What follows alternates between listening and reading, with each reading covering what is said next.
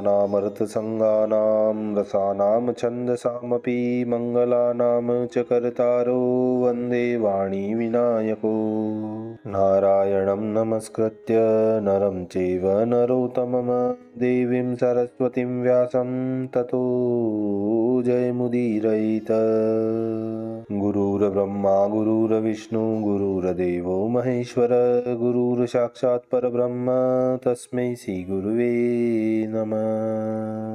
बोलिए सियावर रामचंद्र भगवान की जय, राधावर कृष्ण कन्हैया लाल भगवान की जय, उमा महेश्वर भगवान की जय, गायत्री ब्रह्मदेव भगवान की जय, सद्गुरुदेव भगवान की जय, माता पिता गुरुदेव की जय, समस्त संतगण भगवान की जय, समस्त भक्तगण भगवान की जय। ओम नमः पार्वती पतये हर हर महादेव।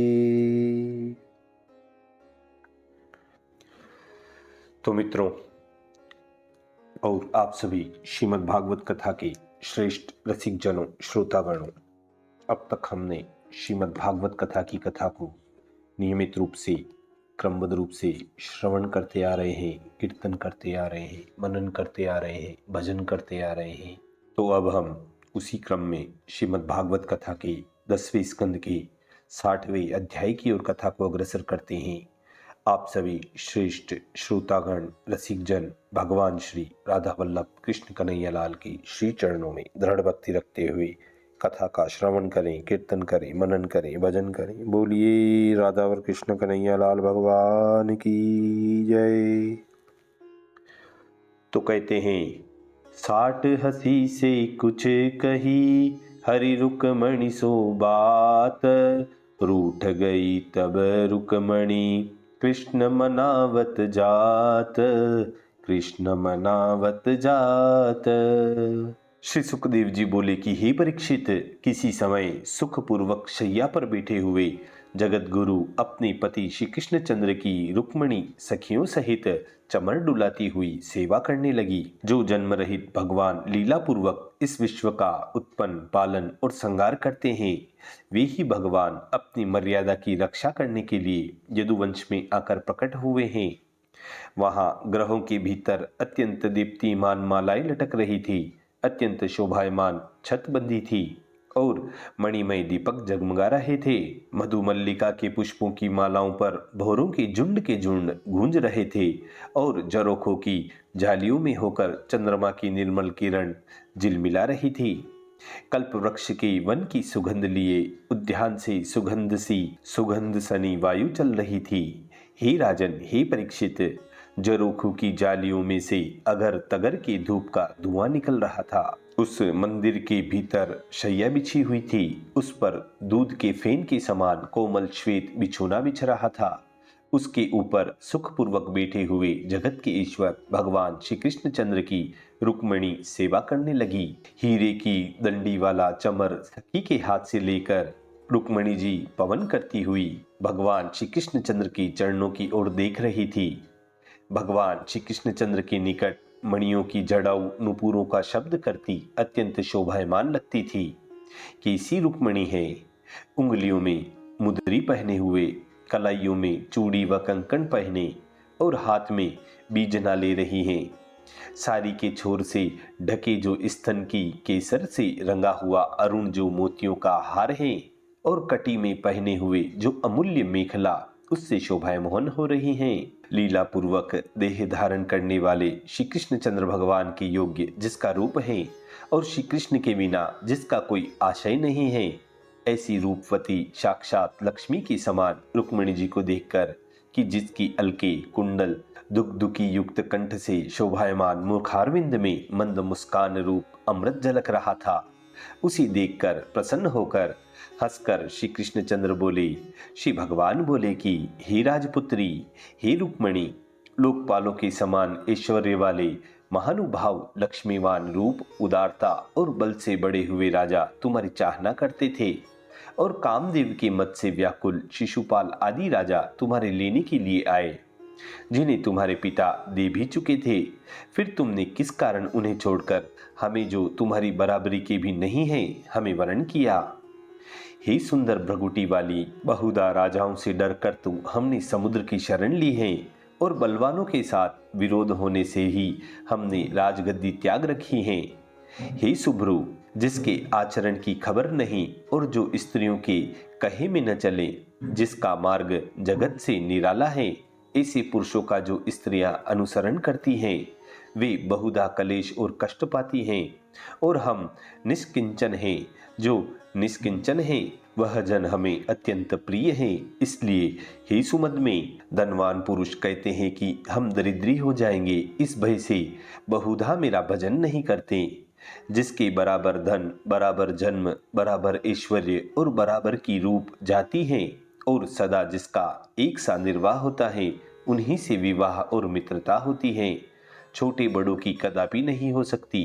हे राजा भीष्मक की पुत्री रुक्मणी, तुमने कुछ विचार न किया और बराबर का संबंध होता है।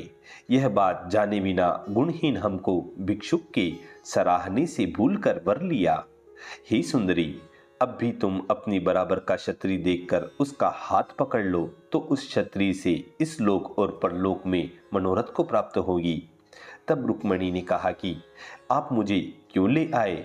श्री कृष्णचंद्र ने कहा कि हे वामोरु, शिशुपाल, शाल्व, जरासन, दंतवक्र आदि समस्त राजा हमसे शत्रुता रखते हैं और तेरा भाई रुक्मी भी हमसे वेर करता है। हे मंगल रूपिणी, पराक्रम में और मद से अंधे गर्व वाले राजाओं का गर्व दूर करने के लिए और दुष्टों का तेज हरण करने के लिए मैं तुम्हें हर लाया था। हम घर और देह में उदासीन हैं, हमको स्त्री पुत्रों की चाहना नहीं है, क्योंकि आत्मा के आनंद से सदा परिपूर्ण है और ज्योति के समान साक्षी मात्र क्रिया रहित वर्तते हैं। श्री सुखदेव जी बोले कि हे कुरुकुल भूषण परीक्षित, रुक्मणी का मन हरने वाले और जो आपसे कभी अलग न हो, इसलिए आपको अपना प्राण वल्लभ जानने वाली रुक्मणी का गर्व दूर करने के लिए इतना कहकर भगवान श्री कृष्णचंद्र चुप हो गए।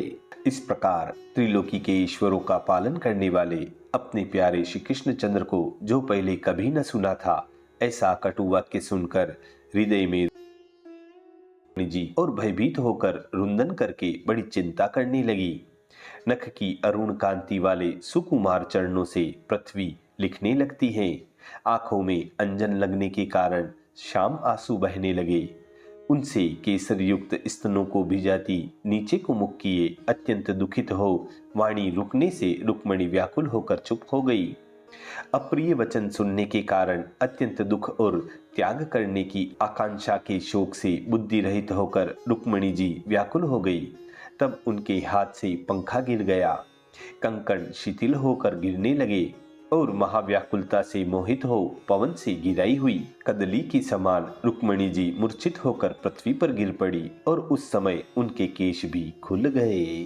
तभी कहते हैं, भरी आए लाल की धृगे सुआ, गयो भूल हसी करीबो छन में, परयंक ते कुदी के आंसू तहा, भय आप दुखी अति ही मन में, धर चार भुजा द्वे भुजा नीते नाथ, उठाय लगाय लियो है तन में, इक पाणी सो केश सवार लगे, इक पाणी को फेरत आनन में, प्राण पियारी की देखी दशा, परयंक ते बेगी उठे गिरधारी, धाय उठाय लई उरलाय, दया निधि दृष्टि दया की पसारी, आंसुन पोछी दिए एक हाथ सो, त्यों एक हाथ सो केश सवारी, बारही बार गोविंद कहे, अब फांसी भई यह हांसी हमारी, अब फांसी भई यह हांसी हमारी।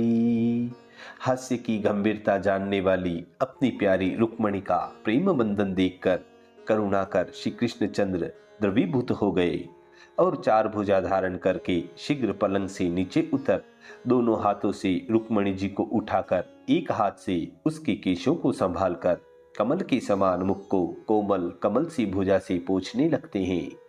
हे परीक्षित, आंसू भरे नेत्र और शोक से ताड़ित स्तनों को पोंछ अत्यंत आशय पतिव्रता रुक्मिणी जी को भुजाओं से आलिंगन कर हंसी से चलायमान चित और कठोर हंसी के अयोग्य दीन रुक्मिणी को साधु पुरुषों की गति सामर्थ्यवान भगवान श्री कृष्णचंद्र समझाने लगे। भगवान श्री कृष्णचंद्र बोले कि हे रुक्मिणी, तुम मुझसे ईर्ष्या मत करो और यह बात मैं निश्चय जानता हूँ कि मेरे अतिरिक्त तुम और किसी को नहीं जानती हो।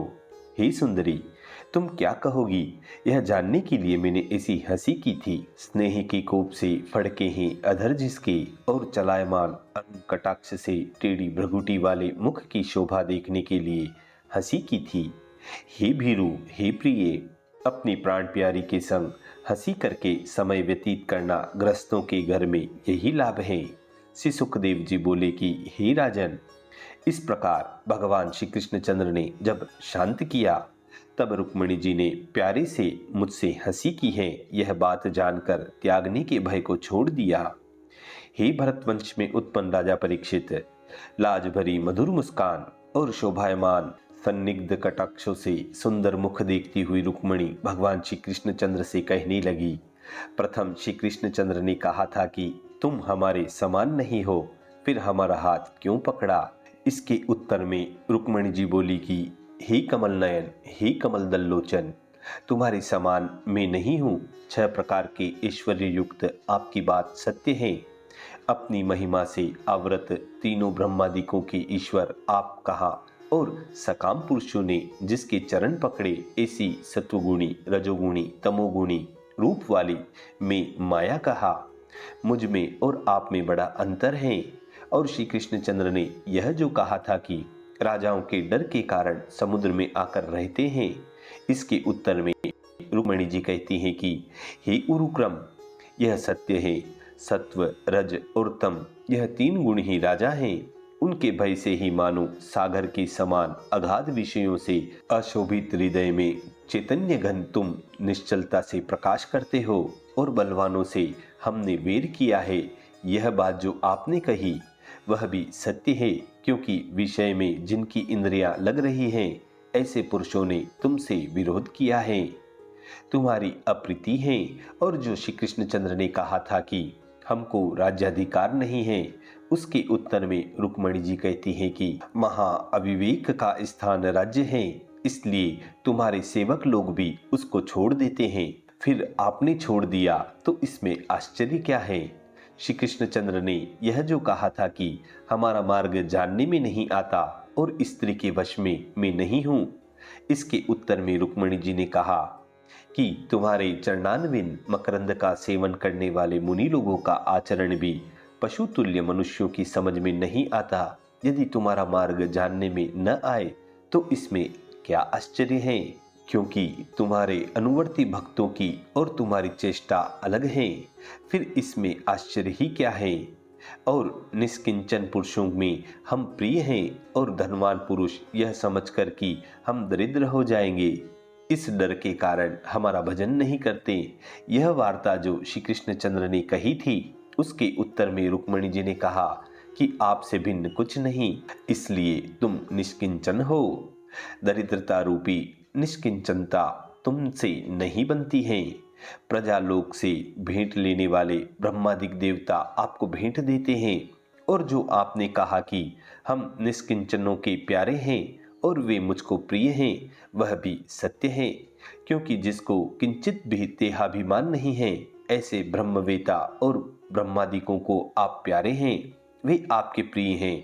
और आपने कहा है कि धनवान होकर हमारा भजन नहीं करते, यह बात भी सत्य है, क्योंकि धन पात्रता के अभिमान से अंधे लोग काल रूप आपको नहीं जानते, इसलिए वे इंद्रियों को तृप्त करते हैं। तो आपका भजन कैसे करें।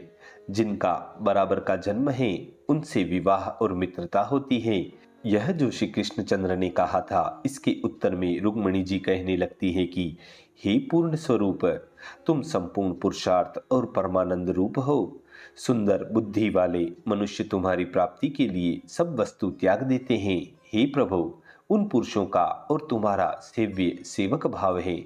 सुख दुख से व्याकुल, परस्पर प्रीति की ग्रंथि बांधे हुए पामर स्त्री पुरुषों के योग्य नहीं है। और भिक्षुकों ने झूठी बढ़ाई की है।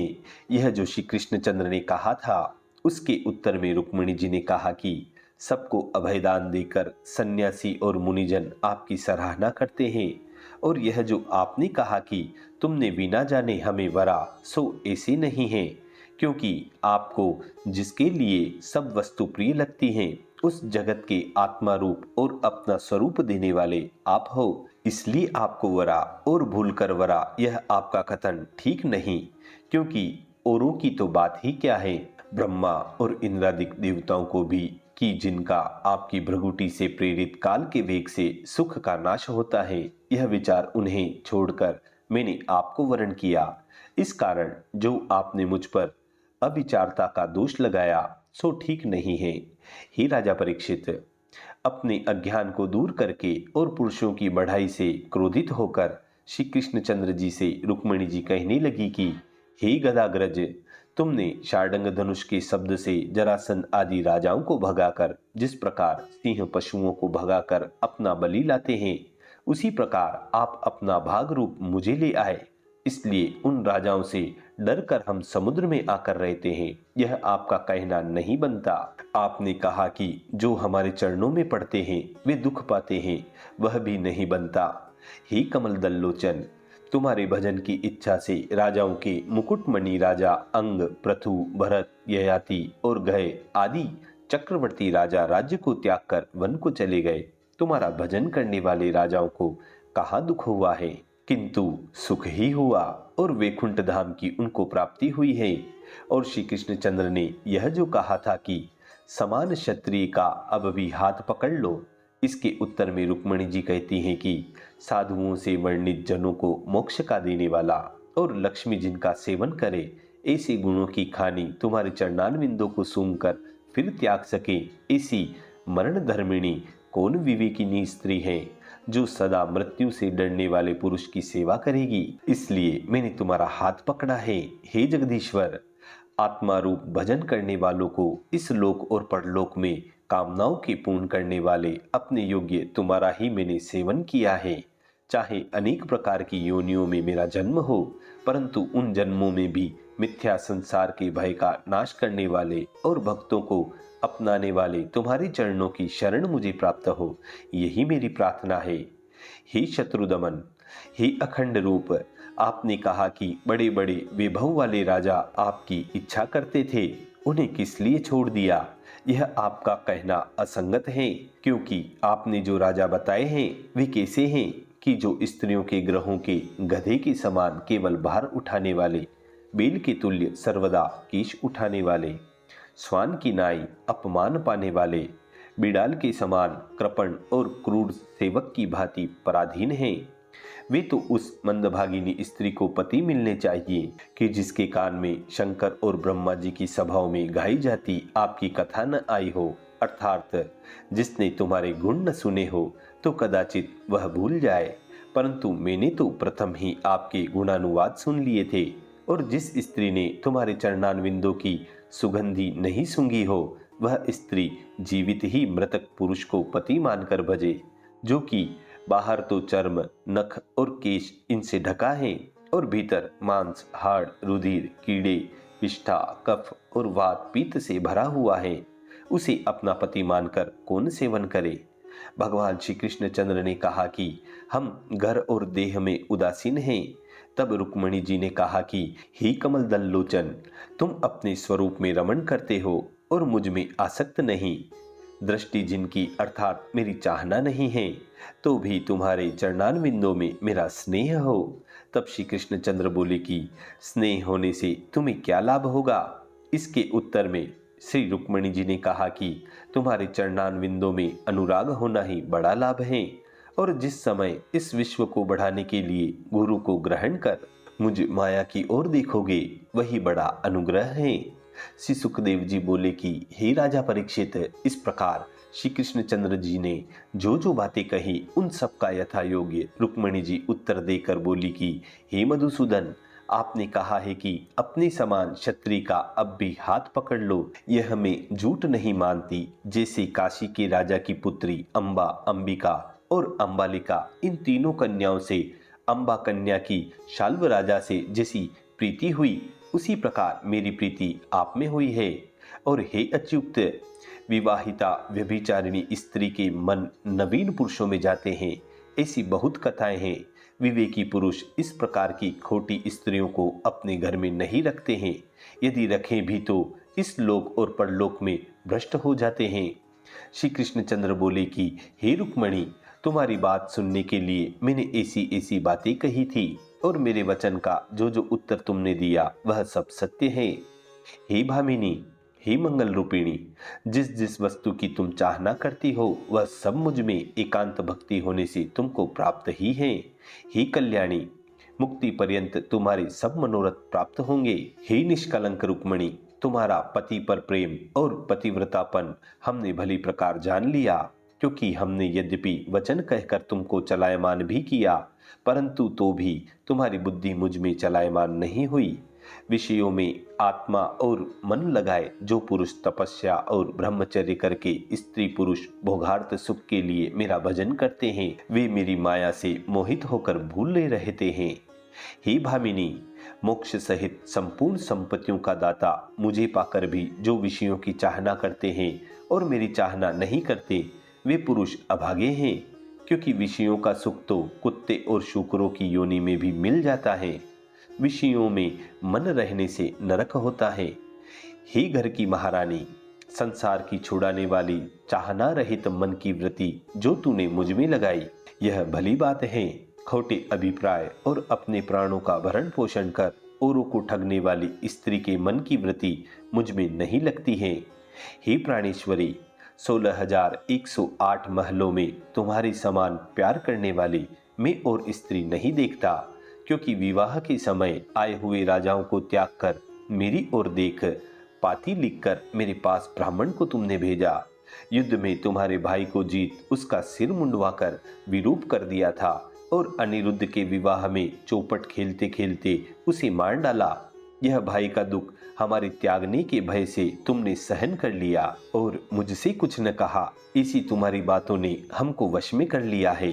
हे प्राण वल्लभे, मेरे बुलाने के लिए सबसे छिपाकर दूत को मेरे पास भेजा, और जब मुझे आने में विलंब हुआ तब इस विश्व को शून्य मानकर और राजा मेरे योग्य नहीं है यह निश्चय करके तुमने शरीर त्यागने की इच्छा करने लगी थी। यह बात तुम्हारे अतिरिक्त और किसी से नहीं हो सकती है। हम तुम्हारी क्या प्रशंसा करें। श्री सुखदेव जी बोले कि हे भरतवंश में उत्पन्न परीक्षित, इस प्रकार जगत के ईश्वर भगवान श्री कृष्णचंद्र मनुष्य लोक की लीला का अनुकरण कर हास्य की बातें करके रुक्मणी आदि रानियों के साथ रमण करते थे। सामर्थ्यवान संपूर्ण लोकों के गुरु, सबका दुख हरने वाले भगवान श्री कृष्णचंद्र इसी प्रकार और रानियों के महलों में भी रहकर गृहस्थाश्रम के धर्म सिखाते थे। इसी मधुर संवाद के साथ श्रीमद् भागवत कथा के 10वें स्कंद के 6तमो अध्याय 60वें अध्याय की पूर्णता व समाप्ति होती है। बोलिए श्री कृष्ण कन्हैया लाल भगवान की जय।